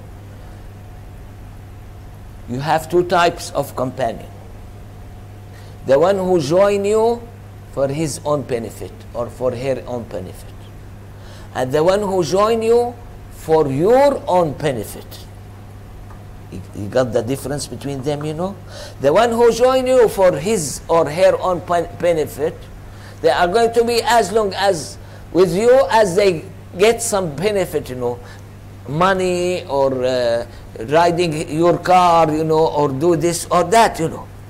When they feel that no more benefits going to be achieved, you know, from your side, they will cut their relation. They are not going to waste their time. I'm sorry to tell you, many of our relation, even one of the most honorable position, you know, namely marriage, you know, it became like this, you know. love became like this. Okay, yani we only love, for our own benefit. We only get married, to get benefit, and that's why you have the divorce rate, going sharply, up. Okay, why? Because such a look, to the friend or to a company, your company is going to build only on the materialism, Whenever you get benefit, that's it, When you don't get benefit, you are going to have it otherwise. When you love the other side, for him or herself, this is different, completely different story. Okay? And Allah subhanahu wa ta'ala is the greatest in this matter, I gave this example, elsewhere. I'm going to give the example now, okay? Here, in many societies, like this, when they feel that the old man is not going to give them any benefit, they will ship him to nursing home. No point, no benefit is gotten for him. Whereas, what did Allah subhanahu wa ta'ala do for the Muslim? When he became 60, or in some narration 50 or 60, Allah subhanahu wa ta'ala is going to direct his heart toward him, Now, I am incapable, perhaps of earning that same amount of money. I perhaps don't have the strength, on my side or what, but I have another business, My heart now directed toward him, subhanahu wa ta'ala, and I'm going to enjoy my life, even though if I'm old, Why? Because I have different direction, okay? And this is, I look at it as new life. As a new life, given to that particular person, So here, sorry, to go outside, the companionship, but this is, please, when you have a company, make sure that you love him for him, but not in the illegal way that we have it nowadays, okay? We love him for him, or we love her for her, okay? And this is, by itself, is going to be important, by itself, and we should, according to the instruction of the Prophet, when we have these 4 signs, we should come down, in the number of our friends. What are the 4 signs? إذا رأيت شحا مطاعا وهوى متبعا ودنيا مؤثرة وإعجاب كل ذي رأي برأيه. الشح المطاع, when you have this, what we call it, stingy, or that they are all generous, Yes, they are generous, on themselves, They are not that generous, to give the needy people, their money, okay? Then you have dunya mu'thara, that all of them, they love their life and their benefit and the materialism, of their life. And then you have wahawa muttaba. Everyone is going to follow his passion. I'm free, I may do whatever I want, Don't tell me don't do this, If you want to join me with my problems. Okay? وَإِعْجَابُ كُلِّ ذِي رَأْيٍ بِرَأْيٍ, that is, everyone is going to be proud, of his opinion. Then, if you have all of these 4 signs, then the Prophet ﷺ did tell us to cut down in the number, of the companionship that we have and the friends that we have in our life. Move to another point. If there any question, we'll postpone that, inshallah, toward the end, inshallah.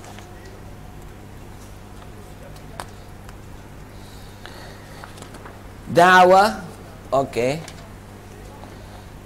When you fix your inner and outer, I'm going to speak from the Quran way, of expression, After Surah Al-Baqarah and Al-Imran, you have Surah Al-Nisa. That's mean, this is for me, this is the general relations, between people. How to deal with our parents, how to deal with our spouses, how to deal with our offspring, how to deal with our family, how to deal with our neighbors, That's why you have this long verse, in the Surah An-Nisa, which is not mentioned elsewhere, to take care, of your parents, your relatives, yatama, the orphan one, and masakin, those who are poor, then wal jari dhil qurba wal jari al junub, these are the neighbors, the one close to you or the one far, or was sahib bil jamb, their friends, wabn as-sabil wa ma malakat aymanukum. And all of these types, in my view, never mentioned elsewhere except. So here, the da'wah is going to be by your getting yourself, involved to give benefit to other. After you are perfect, from the inner and the outer, we try to share this gift which was given to you from Allah subhanahu wa ta'ala with the others, And this was the case of the Prophet sallallahu alaihi wasallam.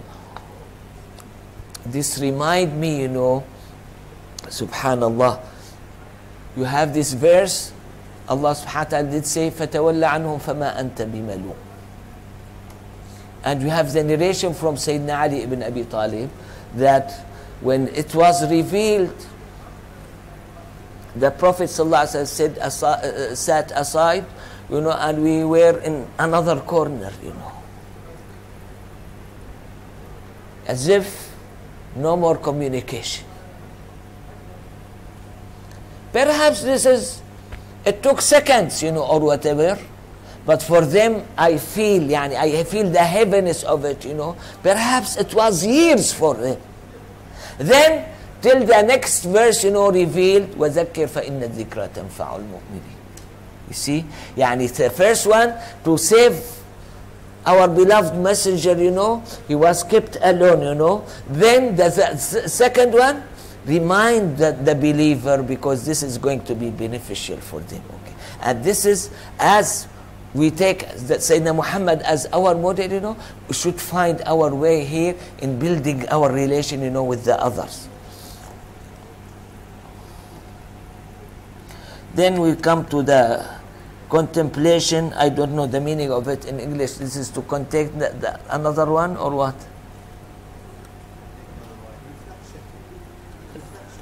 Reflection. It means reflection. Tafakkur, to think, thinking, here for having use your thoughts, about this, I think the best place for it, whenever Allah subhanahu wa ta'ala did say, إِنَّ فِي ذَلِكَ لَآيَاتٍ لِقَوْمٍ يَتَفَكَّرُونَ. You are going to use your think, your thought for such a thing, Okay? For the matter that it needs aql, this is another thing, intellect. The matter which needs ulul albab, the inner. Okay? Here you are going to use for each thing, what has been fitted, in the Holy Quran, By this, why I should mention it, because you have some abusive practice, may happen by me or may happen by someone else, I am limited, I cannot see what beyond that particular wall or this wall or that wall, okay? I am limited in hearing. I cannot hear what's going on now in London or in Birmingham, okay? I cannot, because I am limited, The Prophet ﷺ, he has much more opening. He said, إِنِّي أَرَى مَا لَا تَرَوْنَ وَأَسْمَعُ مَا لَا تَسْمَعُونَ. Why? Because he has eyes and ears, and inside his heart. Okay. So here, what I'm trying to say, we are limited in everything. We are limited in our sight. We are limited in our hearing. We are limited in our intellect. We are limited in our thoughts. So the one who abuses his thought, and use it for something which is not created for, is going to be completely wrong, And this is a problem with many people, when they feel that in their intellect, they may judge anyone, They try to judge Allah subhanahu wa ta'ala. They try to judge the Prophet sallallahu alaihi wasallam. Here, they are going beyond their limits, okay? There's certain limitation, So here for this paragraph, I think we should use it in the way that it should be used. The answer comes from me. Correct me if I'm wrong, You have the full thought, to judge that the Prophet is the real messenger of Allah subhanahu wa ta'ala. That the Quran is a miracle from Allah subhanahu wa ta'ala. When you reach that point, you are way down, of judging the Prophet sallallahu alaihi wasallam. Why you did this? Why is that? Why Maghrib is 3 rak'ahs? Why Isha is 4 rak'ahs? Why you have the gold, permitted for the woman, not permitted for? Here you have a lot of issues, in your religion, that personally, and I think everyone else, we don't understand all of it, If we are going to understand all of it, no need of sending messengers to us, The messenger, they were sent to us, you know, part of their task, you know, to tell us about something that we cannot attain or reach, you know, by our intellect or by our thought or by anything. And if I'm going to stay thinking, you know, for 3,000 years or more, I cannot come that the prayer is going to be 3 rak'ahs, you know, now in Maghrib, you know. I cannot. This is beyond my limit, you know, to know something about Allah subhanahu wa ta'ala or whatever. So here again, this is maybe positive and maybe negative. When it's positive, I think it is positive when you use it, you know, according to Allah subhanahu wa ta'ala instruction. When it's negative, you know, when you use it, you know, otherwise. The last thing, you know, dua. Okay, you seek the help from Allah subhanahu wa ta'ala. That's why in repetitive way, you know, we say إِيَّاكَ نَعْبُدُ وَإِيَّاكَ نَسْتَعِينُ. We should seek the help of Allah subhanahu wa ta'ala in all our actions, you know, and this doesn't free us, you know, from the duty. We should have our duties, you know, besides it, we should seek the help of Allah subhanahu wa ta'ala. Some of us, they may complain about their children. Say, رَبَّنَا هَبْ لَنَا مِنْ أَزْوَاجِنَا وَذُرِّيَّاتِنَا قُرَّةَ أَعْيُنٍ وَاجْعَلْنَا الْمُتَّقِينَ إِمَامًا. Okay, this is a verse in the Quran. Even if you said it, you know, at the last qu'ud, you know, of yours, you know, you may say it, you know, no problem there, okay? You have many of these dua, you know. Some of them, they came in the Holy Quran. Some of them, they came in the prophetic dua, okay? What I would like to highlight, I'm sorry to tell you, nowadays you observe the Muslims, they have a lot of problems, you know. There is what called isti'aza, to seek shelter, you know, by Allah subhanahu wa ta'ala. Imam al-Nasa'i and I think someone else, you know, also, they have a special chapter of their book, you know, to speak about isti'aza. Besides dua, he put the chapter for isti'aza. What does it mean? That all of us, according to our prophetic tradition, we need to seek shelter, you know, seek something to protect, seek some protection, you know, from Allah subhanahu wa ta'ala, besides the help, okay?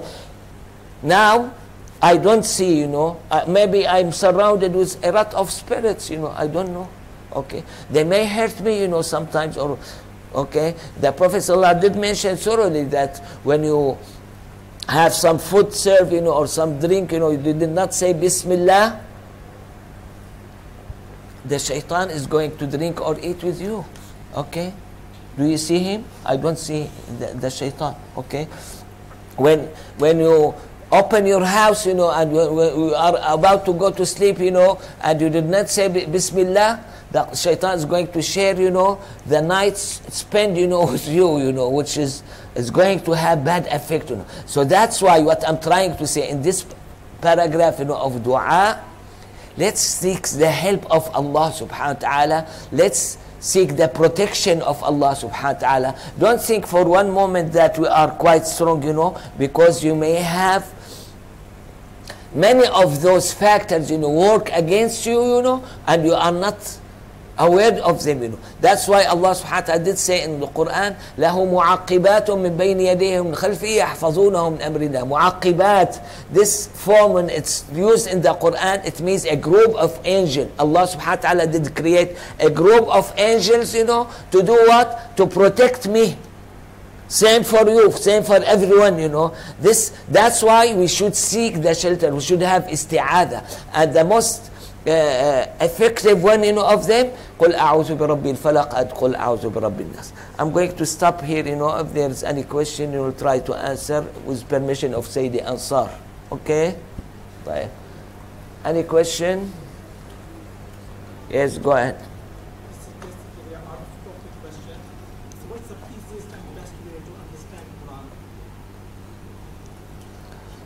Firstly, for the non-Arabic speaker, they should learn the Arabic language, you know, and try to,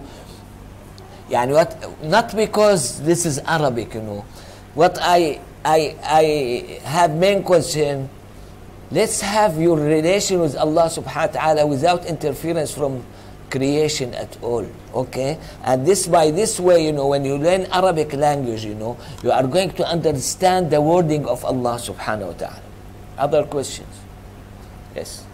What is the difference between reliance, trust, and confidence in Allah? Like we usually use words, but what is the difference Between reliance reliance and trust?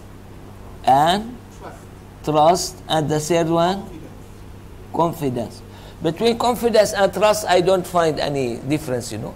But between them and reliance, I find significant difference, you know, between them, because reliance, it means you have small group of people, you know, Allah subhanahu wa ta'ala raised them up, you know, without apparent reason, you know.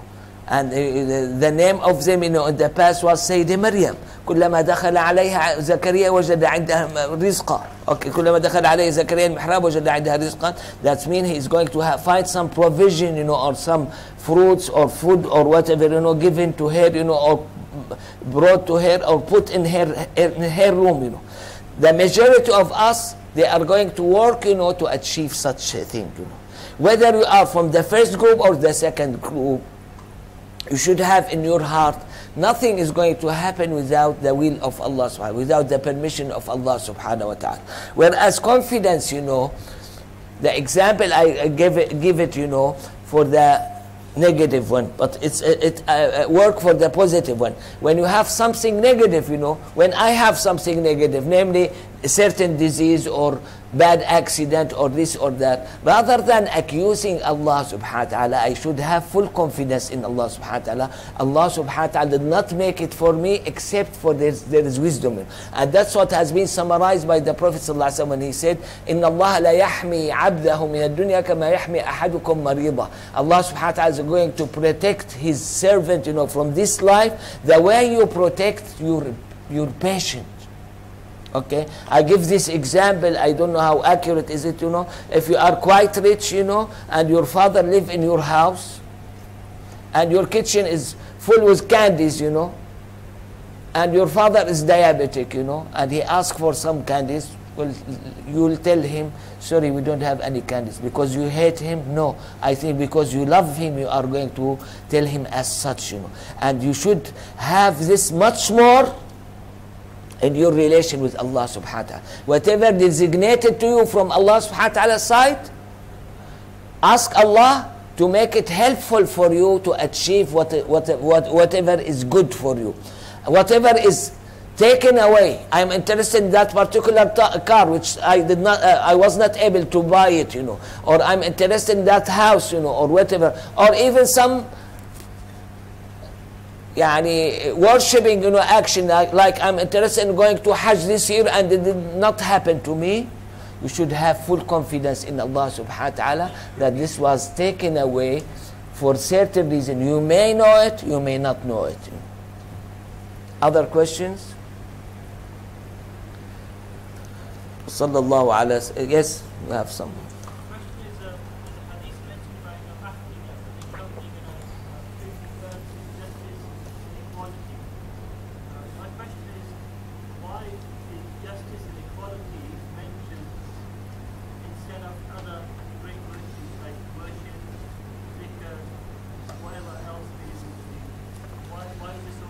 I'm sorry, what was mentioned, the justice and this in what hadith?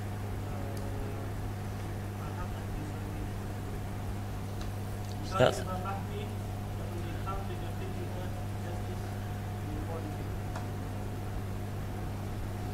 About Imam Mahdi, if we are speaking about Imam Mahdi, I'm quite familiar with justice, you know, but equality, you know, I did never remember it, you know. You may find it for me, okay. Here, I think we have very good explanation of it, you know, because the description of Imam Mahdi as mentioned by the Prophet ﷺ, that the whole world will be unjust, you know, and when the Imam Mahdi comes, is going to change all of those unjust action, you know, to justice.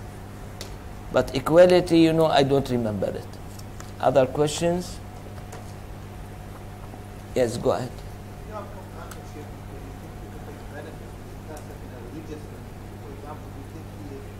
highest person. May you have your voice louder, yes? If you have companionship, because you want to benefit from the person, but in a pious way. For example, you think he is good at Quran, you teach Quran, or you think he is a religious person, if you are around him, you will take his sohbah. Is this okay? Or should you already teaching what benefit you can give? Because sometimes you can take more than you can give if the person is better than you. If I fully understand the question, yes, it differs firstly from one person to another. Some of us, they are rich, you know, some of us, they are poor, you know, and in different subjects, you know. Then, I think for such a person, you know, he is really, you know, specialized in fiqh or Quran, the best gift you give him, you know, is to learn Quran or learn fiqh. So there's some interference, you know, or there's some...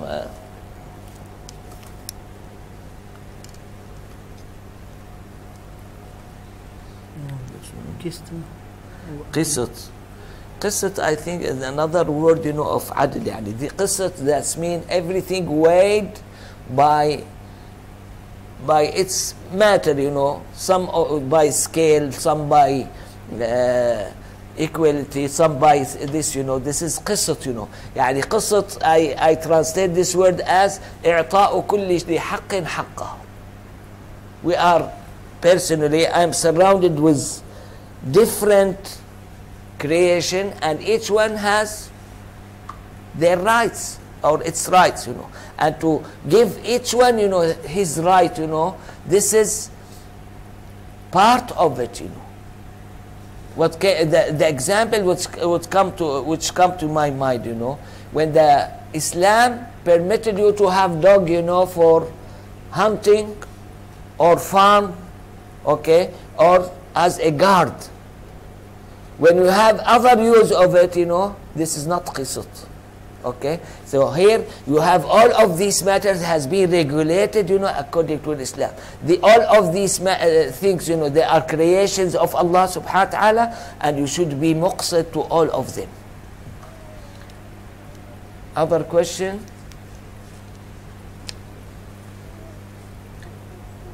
Yes.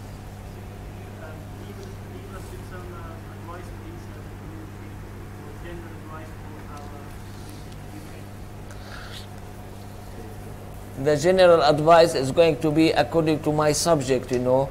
Fix your outer and inner, you know, and look after your spiritual component.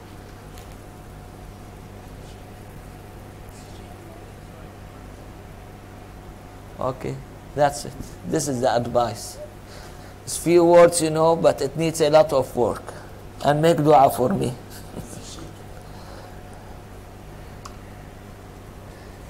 Other questions? Yes?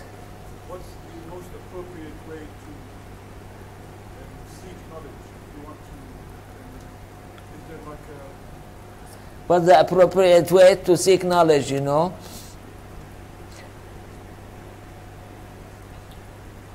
Some people, they feel that the appropriate way to have something weird, you know, or strange for the others, you know. This is according to the Salaf, you know, and the original Mashayikh and our Mashayikh. This is hated, you know, to be done, you know. Let's have the original one. Anyone who seek knowledge, firstly, he should fix up his prayer, you know, and fasting, because this is obligation on everyone, you know. Then if he has money, he should fix, you know, for his zakah and hajj. Then he should memorize certain portion of the Quran, you know, for his prayer, you know. Then he is going to build up, yani. And here I look to the graduation, you know, of it, you know. What is fardu ayn, this should be met, you know, by everyone. You know. Then, if you have more free time, you go further, you know, and further. And to be honest with you, I observe it in my children. I think everyone observes it in his children. You are going to find some of them, they are quite good, you know, in memory, but they are not that good, you know, in analysis. The other, they are quite good in analysis, not that good, you know, in memory, you know. To treat all of them, you know, the same or consider them equal, this is unjust. Okay? How come your brother, you know, did memorize 10 pages, you just memorize 1 page? This is unfair, you know. you should, as a parent, you know, you should understand the quality or the skills of everyone, you know, and ask him according to it, not according to his brother. Other questions? Yes?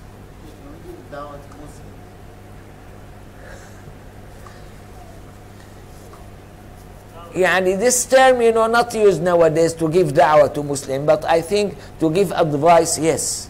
You should give advice to Muslim, even if he beat you up.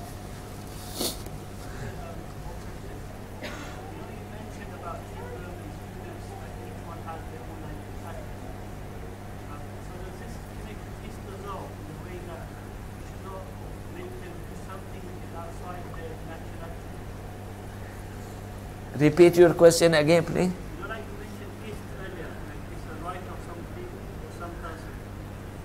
In the early hadith about other and peace, right? If you have a child and his memory is weak, or we have another child who's very active, is it the right of that child for you to teach him in the way to connect with religion according to his natural disposition or personality? And if I fully understand the question, should you go by the natural one, you know, or by the religious one, you know? I think you should use both of them, you know, both of the channels, you know. You should use them, you know, to make that minor, you know, familiar with the religion, okay, and feel that this is part of his nature.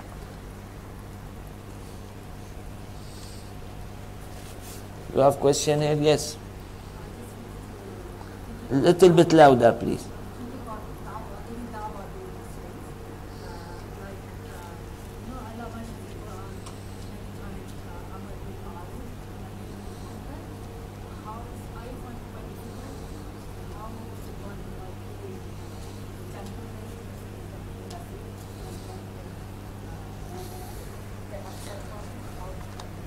Yeah, you have touched very important point, you know, about Amr bil Ma'ruf and Nahi al Munkar. I put it in the form of advice, but this is much more accurate in a way to say Amr bil Ma'ruf and Nahi al Munkar. I'm sorry to tell you, in my view, I may be completely wrong, you know. I see Muslims, they don't practice it anymore, you know. Why? Because of the problem in the advisor and the problem in the one who receives the advice, you know. When we have the tarbiyah that I have mentioned about the piles, you know, of the 2 piles that all of us, we have it, you know. When we have tarbiyah, we are going to have better way, you know, of accepting the other opinion. I'm going to mention this story, you know, just to clarify this point. You know, I was sitting, you know, with a person that I think he passed away. He was a wali, you know, and next to him sit another person. I don't know him, you know. He showed a lot of respect to that particular person, and that the wali keep advising him, you know, you should have some room, you know, or some cutting, you know, between the mustache, you know, and the beard. Okay. He kept silent. You should have, and as if he feeling that person doesn't accept it from the inner, you know. Even though from the outer you don't have anything, you know, of that. Then, this was my shock, you know. He exploded. He said, listen, I believe in you, but I'm much more knowledgeable than you. I know this, I know that. Oh my God, you know. So, this is here. When I receive such an advice from such a person that I believe that is wali, you know, I should take it for full submission, even I may feel that's wrong, you know. Okay. When I give advice for someone else, you know, rather than accusing me that I want to put him down, you know, and I want to show myself, you know, he should look after himself, you know, see if this right or wrong.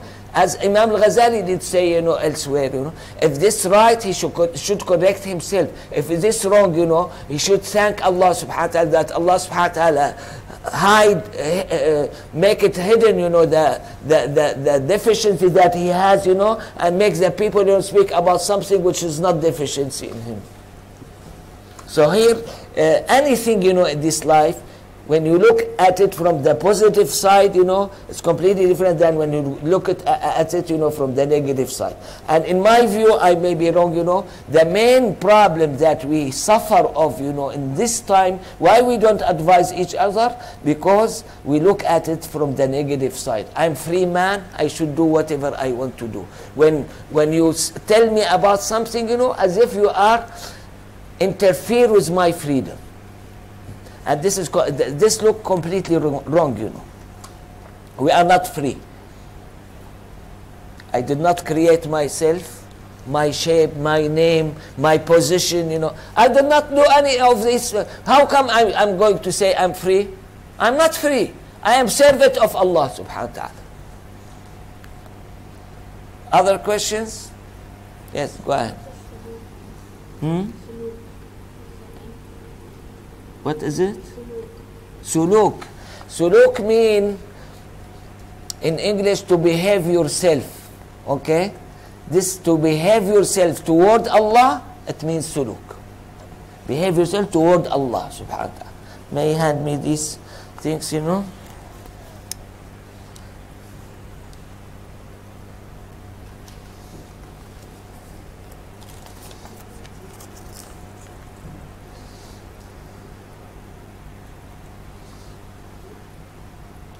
How does one have good thoughts, you know, and control bad thoughts? If you speak about the psychological component, yes, some people of this may seek medical advice. For other than the problem, you know, as a disease, you know, myself, I should have good thoughts, you know, and bad thoughts. You know. How to build up my good thoughts, you know, when I look at Allah subhanahu wa ta'ala and try to remember His favors, you know, on me. When how I'm going to have bad thoughts, you know, when I look at myself, you know, and I see my deficiencies.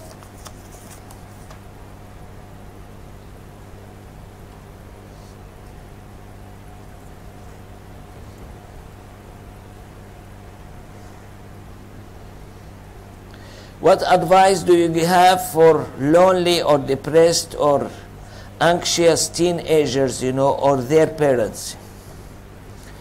For first point, I'm not that expert, you know, in these matters, you know, but I feel that this is becoming much more problematic matter, you know, in this country, you know. You have many factors, you know. We did speak about it in parenting, you know, the children here in Luton. We have I think 4 hours, you know, talk of it, you know, with few breaks, you know, there. It's very important, you know. Firstly, if there's any disease, you know, should seek medical advice. If there's no disease, you know, my way of achieving it, don't face anyone. Don't say, listen, you are wrong, you know, in doing this, you know. Try to have it in more tricky way, you know, to show him, you know, how our practice, you know, how happy we are with our practice, you know. To dictate, especially on the minors, you know, I don't find it, you know, good way, you know, of handling them. So that's why I ask the parents, you know, much more than the minor themselves, you know, to be really good practitioner, you know. When they ask their minor to go and pray, they should pray, you know. When they are happy with Allah subhanahu wa ta'ala, everyone in the house, you know, they should feel that they are happy with Allah subhanahu wa ta'ala. When they cry to Allah subhanahu wa ta'ala, everyone should understand that they are crying to Allah subhanahu wa ta'ala, and you name it, you know. We hardly find it in the Muslim house, you know, nowadays.